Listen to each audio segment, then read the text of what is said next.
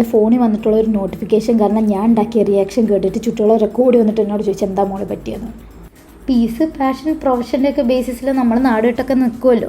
ബാച്ചിലേഴ്സിന് വീട് കൊടുക്കില്ല എന്നുള്ള പ്രത്യേകത സംവിധാനം നമ്മുടെ നാട്ടിലുള്ള സ്ഥിതിക്ക് കഷ്ടപ്പെട്ടാണ് ഒരു വീട് ഒപ്പിച്ചെടുക്കുന്നത്. അതാണെങ്കിൽ ഏറ്റവും മണ്ടയത്തെ നിലയിൽ. അതിൽ കമ്പാരിറ്റീവ്ലി റെൻറ്റ് കൂടുതലായിരിക്കും. കാരണം എന്താണെന്ന് വെച്ചാൽ AC ഉണ്ട്. ശരിയാണ്, AC ഇല്ലാതെ പറ്റത്തില്ല. കാരണം പുഴുങ്ങും, നമുക്കെന്നെ നമ്മളെ പുഴുങ്ങി തിന്നാം. തീറ്റേൻ്റെ കാര്യം പറഞ്ഞപ്പോഴാണ് ഗ്യാസ് കിട്ടാനില്ലല്ലോ. അപ്പോൾ പിന്നെ വേറെ ഓപ്ഷൻ ഉള്ളത് ഇൻഡക്ഷൻ കുക്കർ. ഓക്കെ, ഇൻഡക്ഷൻ കുക്കറിൽ 2 ചപ്പാത്തി മാത്രം ഉണ്ടാക്കി ഇങ്ങോട്ട് ജീവിക്കുക, ബാക്കി വെള്ളം കുറച്ച് അഡ്ജസ്റ്റ് ചെയ്യുക. വെറുതെ അതിലിങ്ങനെ കറണ്ട് വലിപ്പിക്കണ്ടല്ലോ. അങ്ങനെ നിൽക്കുമ്പോഴാണ് എൻ്റെ നോട്ടിഫിക്കേഷൻ വന്നത്. നോട്ടിഫിക്കേഷൻ എടുത്ത് നോക്കുമ്പോൾ കറണ്ട് ബില്ല് 7000. എന്നാലും അതങ്ങനെ സംഭവിക്കും?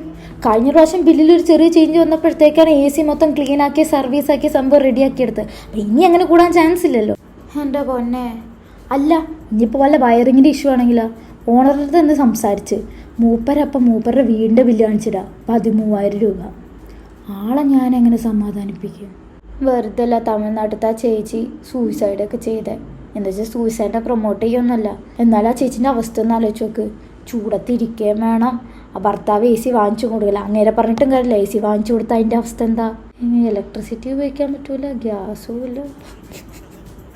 നീ ലൈറ്റ് ബൈ.